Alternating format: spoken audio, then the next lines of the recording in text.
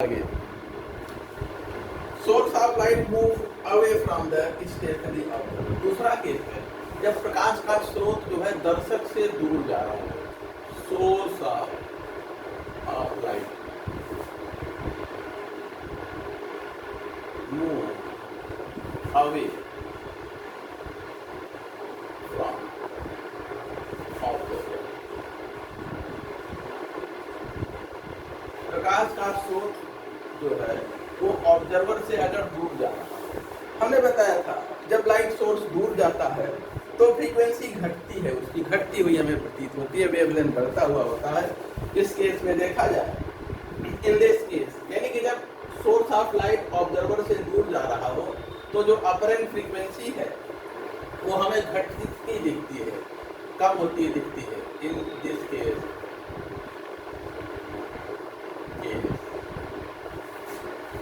New day and जो apparent wavelength है ये ग्रेटर देन लैम्डा. जो फ्रीक्वेंसी है वो छोटी हो जाती है, वेवलेंथ जो है वो बढ़ जाती है. और जो अपरेंट फ्रीक्वेंसी होती है वो देखिए ये किसके बराबर होती है, ये होती है nu root 1 minus B upon C divided by 1 plus B upon C. और वेवलेंथ इसका उल्टा हो जाता है, lambda dash equal to lambda root 1 plus B upon C divided by 1 minus B upon C. ठीक है ना. और यदि लाइट की वेलोसिटी, यदि उस ऑब्जेक्ट की सोर्स ऑफ लाइट, जो लाइट का स्रोत है उसका वेग प्रकाश के वेग से बहुत कम हो, यदि सोर्स की वेलोसिटी जो है लाइट की वेलोसिटी से बहुत कम हो, उस केस में देखा जाए for v much smaller than c, अगर ऐसा है उस केस में देखा जाए जो अपरेंट फ्रीक्वेंसी होगी वो किसके बराबर होगी, अपरेंट फ्रीक्वेंसी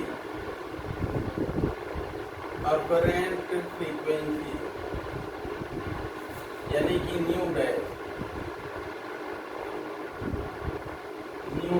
इक्वल टू होगा न्यू 1 माइनस बी अपॉन सी.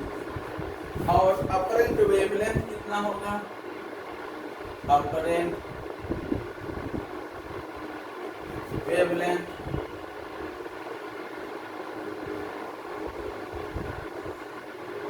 लैम्डा डैश ये किसके बराबर होगा, lambda 1 plus B upon 1 plus B. Doppler shift देखा जाए कितना होगा, डॉपलर शिफ्ट यानी कि अगर इसको देखें तो चूंकि अपरेंट वेवलेंथ जो है वो ज्यादा है एक्चुअल वेवलेंथ से, लैम्डा डैश ये ग्रेटर है लैम्डा से, तो स्पेक्ट्रम इधर शिफ्ट करेगा, लॉन्गर वेवलेंथ की तरफ शिफ्ट हो रहा है. लैम्डा डैश ये ग्रेटर है लैम्डा से, यानी स्पेक्ट्रम जो है लॉन्गर वेवलेंथ की तरफ शिफ्ट कर जा रहा है, रेड इन की तरफ शिफ्ट कर रहा है. ऊपर मिटा दें.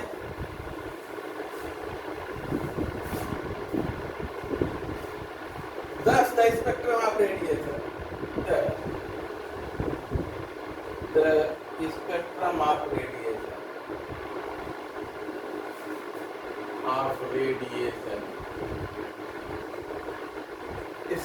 of radiation from the source of light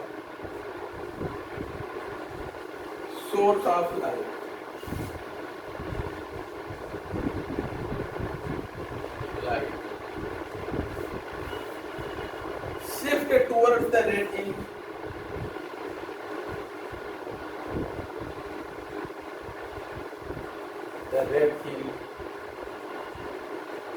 की तरफ शिफ्ट हो जाता है, red end of spectrum.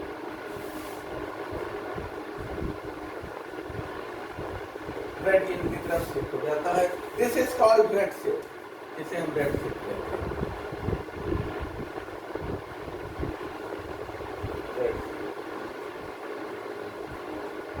Red ठीक है, देखा गया।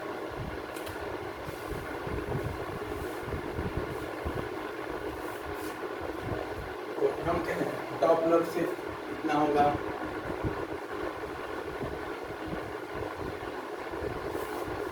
यानी कि डेल्टा लैम्डा ये इक्वल टू होगा lambda E upon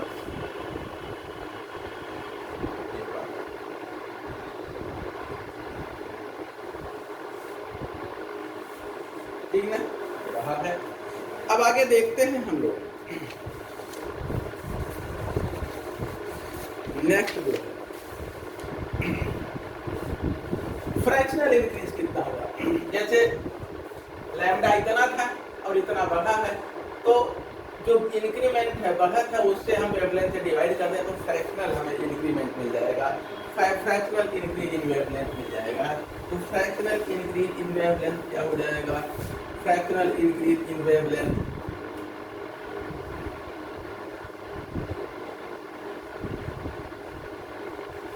increase in wavelength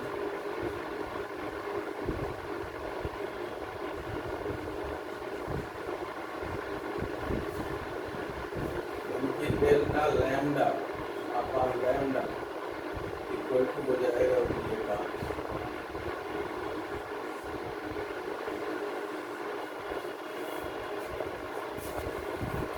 आगे देखते हैं डॉपलर ब्रॉडनिंग, डॉपलर ब्रॉडनिंग देखते हैं। नेक्स्ट आगे देखते हैं Doppler broadening, Doppler broadening, Doppler broadening,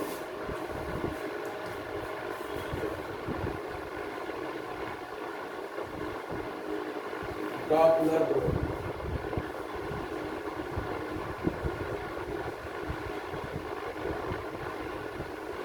देखा जाए अगर कि कोई गैसियस ट्यूब है, कोई गैस ट्यूब है, कोई ट्यूब है जिसमें गैस भरा है और यदि आप उसमें से लाइट को पास कर रहे हैं तो चूंकि गैस के मॉलिक्यूल रैंडम मूव करते रहते हैं। देखिए मान लीजिए कोई गैस कोई ट्यूब है और इसमें गैस के मॉलिक्यूल भरे हैं ना, तो ये रैंडम मूव करते रहते हैं, इधर उधर कहीं न कहीं सब चलते फिरते रहते हैं, ये रैंडम मूव करते रहते हैं, ठीक ना। गैस के मॉलिक्यूल रैंडम मूव करते रहते हैं और इस प्रकार से डिस्चार्ज ट्यूब, इस ट्यूब से जो लाइट आ रही है कुछ मॉलिक्यूल उसकी तरफ जाते रहते हैं, कुछ उससे दूर रह जाते रहते हैं, कुछ उससे समान दूरी पे रहते हैं और इस प्रकार से जो हमें स्पेक्ट्रम लाइट का मिलता है अलग अलग आइटम से, तो उसकी एनालिसिस करें तो डॉपलर इफेक्ट के कारण, डॉपलर प्रभाव के कारण उनसे जो हमें स्पेक्ट्रम मिलता है वो अलग अलग वेवलेंथ, अलग अलग फ्रीक्वेंसी का मिलता है और इस प्रकार से जो फ्रीक्वेंसी रेंज है वो जो है या वेवलेंथ का रेंज बढ़ जाता है, बदल जाता है और इसी को हम डॉपलर ब्रॉडनिंग के नाम से कहते हैं। ब्रॉडनिंग का मतलब फैलाव, वेवलेंथ का फैलाव हो जाए, फ्रीक्वेंसी का फैलाव। मान लें पहले 500 से 600 के रेंज में था, अब 4.5 से 6.5 के रेंज में हो जाए, जो 100 का था वो 200 का रेंज हो जाए। इस तरह से इसे हम डॉपलर ब्रॉडनिंग के नाम से जानते हैं। ऐसा क्यों होता है, क्योंकि ट्यूब में जो गैस के मॉलिक्यूल है वो कुछ मॉलिक्यूल सोर्स लाइट की तरफ जाते हैं, रहते हैं, रैंडम मूवमेंट करते रहते हैं, कुछ लाइट से दूर जाते रहते हैं, कुछ लगभग बराबर दूरी पे बने रहते हैं, जिसके कारण ऐसा हमें मिलता है। तो लिख लीजिए when a gas in a discharge tube, when a gas in a discharge tube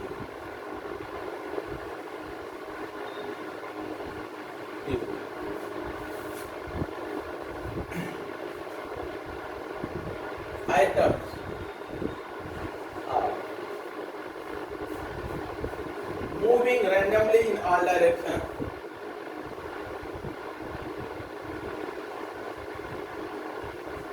gas is moving, atoms are moving randomly in all directions.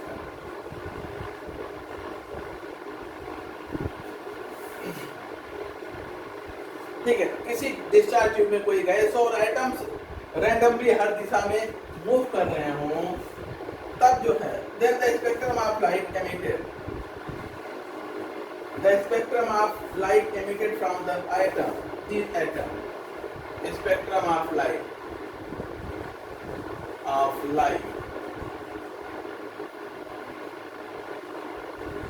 spectrum of light emitted from these atoms,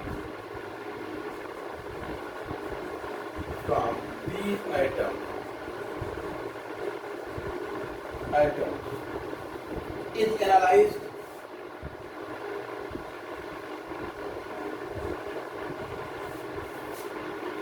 और हम कहें जब when spectrum of light emitted from the atoms is analyzed, then due to Doppler effect,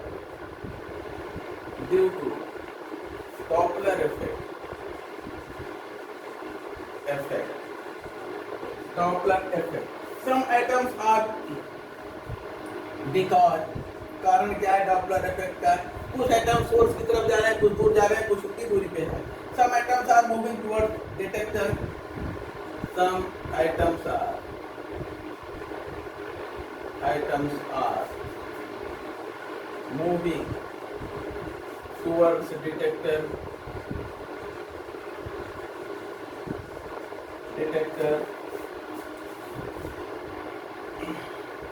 Some atoms are moving away from detector.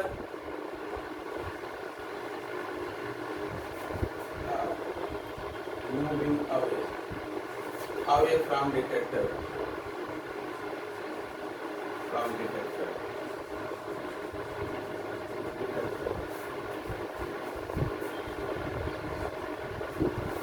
The frequency of the spectral line is not observed. The frequency of the spectral line is not observed as the frequency of the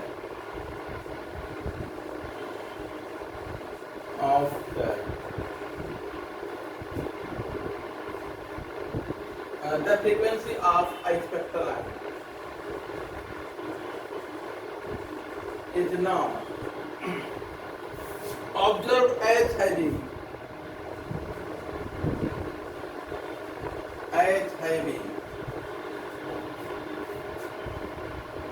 one value,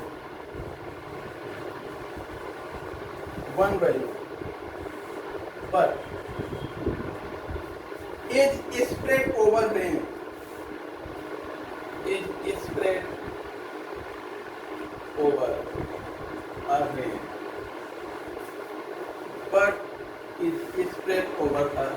तो ध्यान दिया जाए, जब हम किसी tube में light pass करते हैं और उस ट्यूब में गैस भरी हो और उसकी एनालिसिस करते हैं, तो डॉपलर प्रभाव के कारण, डॉपलर प्रभाव क्यों होता है? क्योंकि गैस के कुछ एटम जो डिटेक्टर है उसकी तरफ जाते रहते हैं, कुछ उससे दूर जाते रहते हैं, कुछ बराबर दूरी पे हैं. तो जो अपरेंट फ्रीक्वेंसी या वेवलेंथ है उनसे स्कैटर्ड लाइट की वो अलग अलग होती है, और हमें जो स्पेक्ट्रल लाइनें मिलती हैं उसमें सिंगल वैल्यू नहीं होती. उसके जो स्पेक्ट्रम में रेखाएं मिलती हैं, स्पेक्ट्रल लाइन मिलती हैं, उनकी सिंगल वैल्यू नहीं होती फ्रीक्वेंसी या वेवलेंथ की, बट जो है ये एक बड़े रेंज तक फैले रहते हैं, बड़े रेंज तक उनकी फ्रीक्वेंसी या वेवलेंथ फैला रहता है. इसे हम डॉपलर स्प्रेड के ब्रॉडनिंग के नाम से जानते हैं. फैलाव कितने का होगा फ्रीक्वेंसी का? प्लस माइनस का मतलब बढ़ भी सकती है, घट भी सकती है. ये इक्वल टू होगा प्लस माइनस V/C इंटू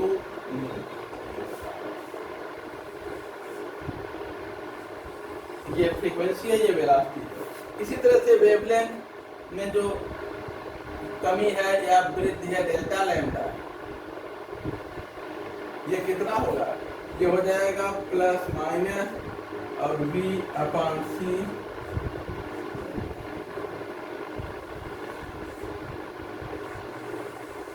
ठीक है ना, ये रहेगा. अब इस प्रकार से इस ब्रॉडनिंग को हम क्या कहते हैं? ये स्पेक्ट्रल लाइन को ब्रॉडन कर देता है, फैलाव कर देता है. एक पर्टिकुलर वेवलेंथ का हमें स्पेक्ट्रम नहीं मिलता है, बल्कि कई वेवलेंथ का मिलता है, वेवलेंथ का रेंज बढ़ जाता है. This broadens the spectral line, this broadens spectral line, line by an amount कितना 2 डेल्टा लैम्डा, 2 डेल्टा लैम्डा, ठीक है। इसे हम डॉपलर ब्रॉडनिंग कहते हैं। It is called Doppler broadening.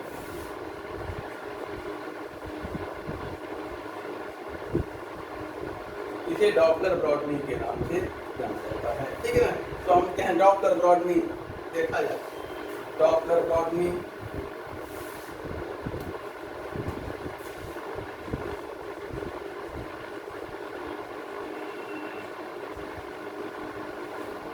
ये कितना होता है, ये 2 डेल्टा लैम्डा के, और ये बराबर, और ये प्रोपोर्शनल होता है किसके,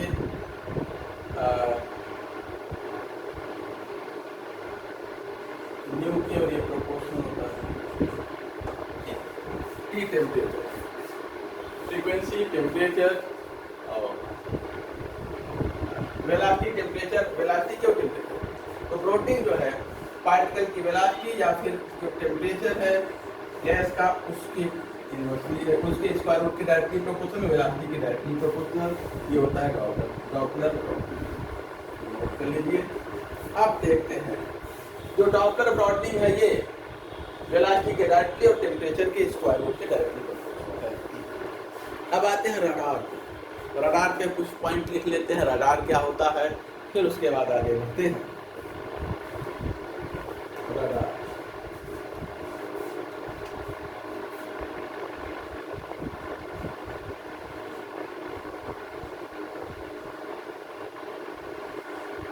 देखा जाए, रडार जो है ये रेडियो वेव को यूज करता है, सामान्यतः माइक्रोवेव फ्रीक्वेंसी, माइक्रोवेव रीजन में यूज रेडियो वेव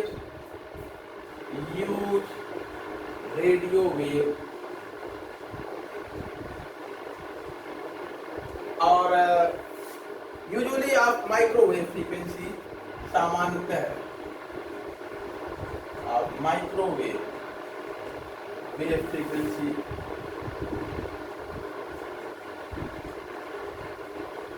ठीक है, यानी लॉन्गर वेवलेंथ के रेडिएशन को ये यूज करते हैं। रडार जो है ये सामान्यतः नेविगेशन में यूज होता है, या हम एयरक्राफ्ट या शिप को गाइडलाइन देने में, किसी चीज को ढूंढ खोजने में, निकालने में, इसको डिटेक्ट करने में यूज करते हैं। जहाज वहाज इन सब की मिसाइल ये सब जो है आते जाते रहते हैं, उनको डिटेक्ट करने में radar is use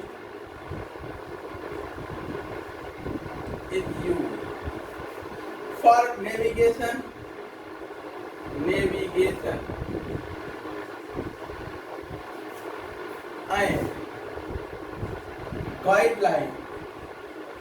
and guidance of aircraft,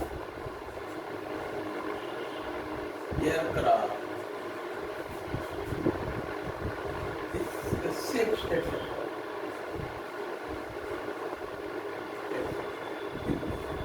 ठीक है ना। आगे देखा जाए, जो ये जो है डॉपलर इफेक्ट को यूज करता है।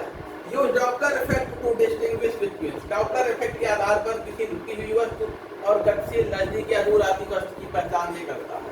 यूज डॉपलर इफेक्ट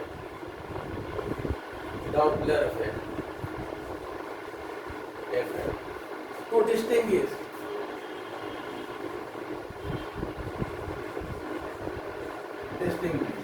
between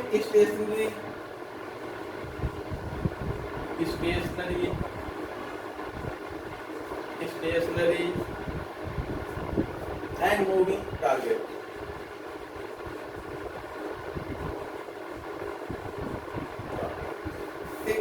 देखा जाए, यदि v वेलोसिटी हो अप्रोचिंग टारगेट का, जो टारगेट हमारे तरफ रडार की तरफ आ रहा है उसकी वेलोसिटी v हो, तो if v is the velocity of an approaching target,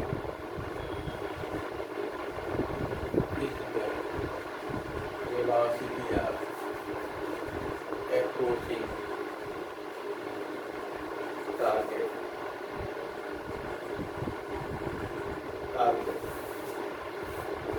then the change in frequency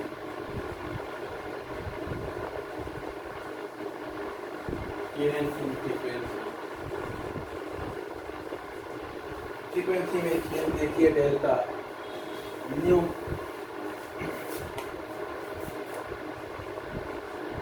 ये किसके बराबर होगा 2v/c इंटू, ठीक है। यहाँ पे जो दो फैक्टर 2 है यानी 2 ये रिफ्लेक्शन के कारण आता है। जो फैक्टर 2 तो गुणांक 2 आ रहा है, फैक्टर 2 एराइजेज ड्यू टू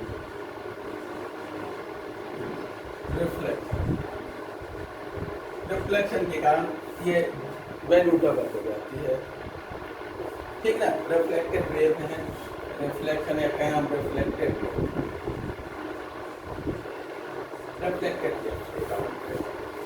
आगे देखते हैं।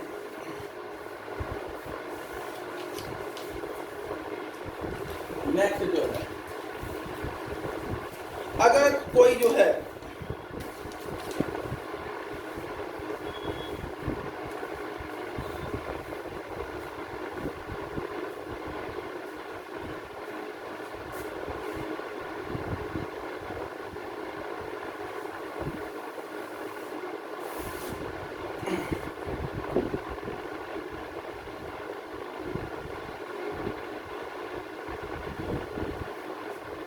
अगर कोई टारगेट जो है रिसीडिंग है यानी हमसे दूर जा रहा है, फॉर अ रिसीडिंग टारगेट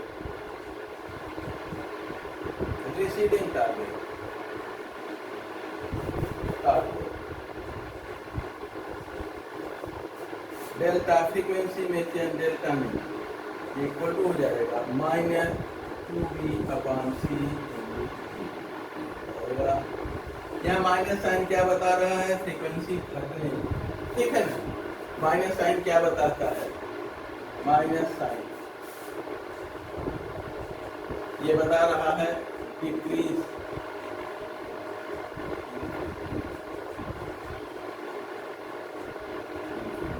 ठीक है ना, फ्रीक्वेंसी देखा जाए। एप्लीकेशन ऑफ डॉप्लर, इसके कुछ एप्लीकेशन देखते हैं।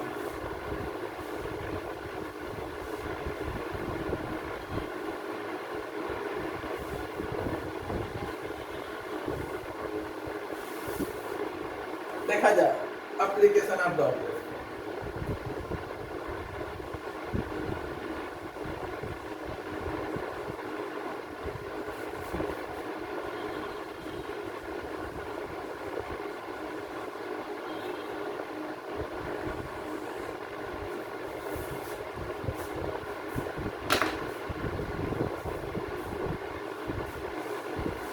देखा जाए ये जो है किसी मूविंग बॉडी जैसे रडार है, सोनार है, इन सब में जो है रडार, सोनार इन सब द्वारा किसी गतिशील वस्तु की स्पीड नापी जाती है और उसमें डॉपलर इफेक्ट का यूज किया जाता है।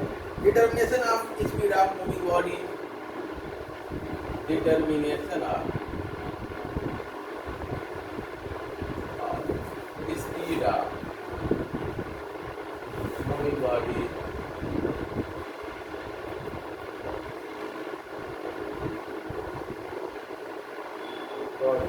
in radar, sonar,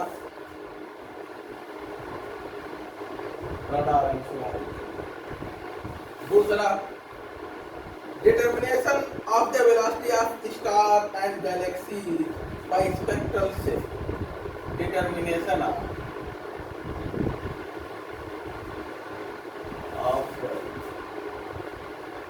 velocity of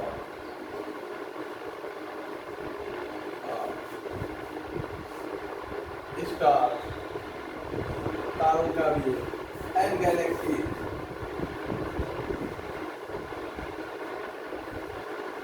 by spectral shift.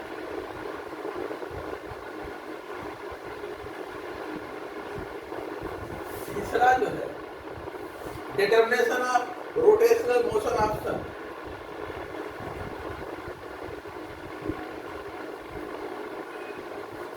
Rotational motion,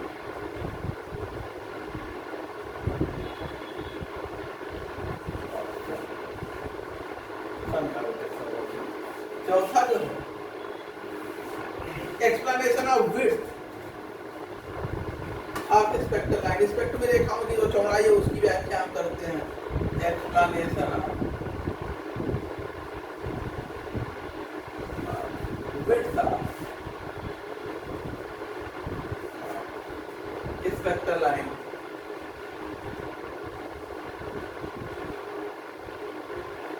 और अगला है tracking of satellite, tracking of satellite. और लास्ट नेक्स्ट है मेडिकल साइंस में इकोकार्डियोग्राम में, in medical science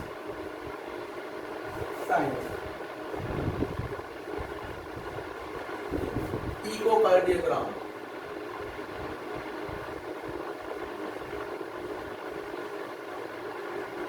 sonography exercise.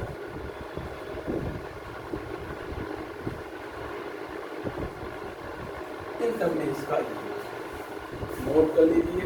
फिर आगे अब देखते हैं डिफ्रैक्शन ऑफ लाइट, लाइट का डिफ्रैक्शन देखते हैं। उसके बाद फिर diffraction of light,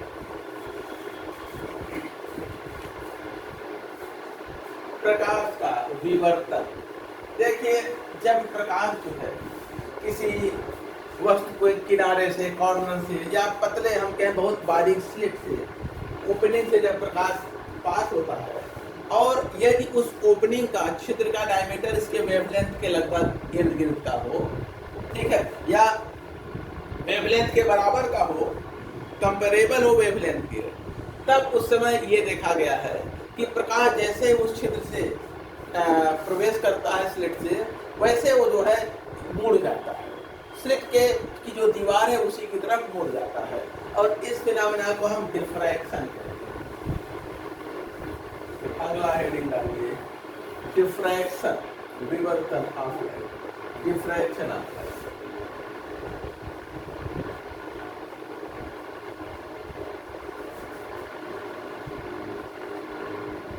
diffraction of देखा जाए, जैसे ये मान लीजिए कुछ, और ये जो है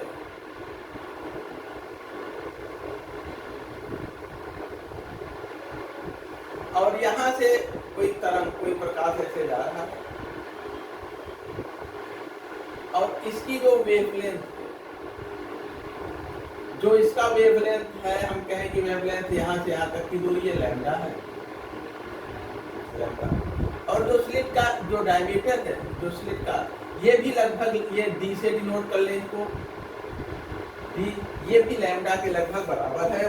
और यहाँ मान लें कि जो स्लिट है बी से डिनोट कर लें, स्लिट बी, यानी कि बी जो है ये थोड़ा सा ग्रेटर है लैम्डा, कंपेरेबल है। और यहाँ स्क्रीन लगा के देखें तो आप देखेंगे कि लाइट ये सीधे यहाँ से लाइट इधर भी मुड़ेंगे, इस बारी को ओपनिंग से लाइट मुड़ मुड़ के किनारे की तरफ मुड़ के ही ऐसे जाए, ठीक है। और इस प्रकार से हमें डार्क और लाइट, डार्क जो है हमें जो है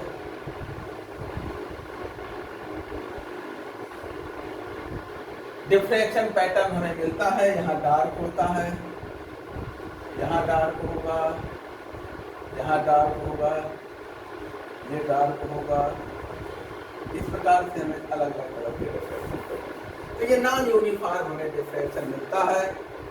non uniform intensity distribution, intensity यहाँ देखिए सबसे ज़्यादा है, कहीं ज़्यादा है, कहीं कम है, कहीं ज़्यादा है, ठीक है। ये नॉन यूनिफॉर्म इंटेंसिटी डिस्ट्रीब्यूशन होता है, नॉन यूनिफॉर्म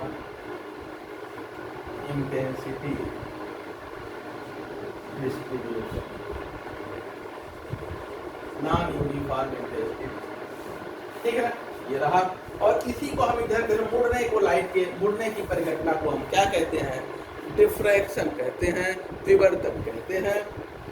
तो अब जो है समय हम लोगों का लगभग समाप्त हो रहा है, आज क्लास थोड़ा देर हो गया, तो अब इसको समझ लिए हैं, कल की क्लास में इसको दिखा देते हैं, फिर आगे बढ़ते हैं, ठीक है। चलिए आज की क्लास इसमें रोकते हैं।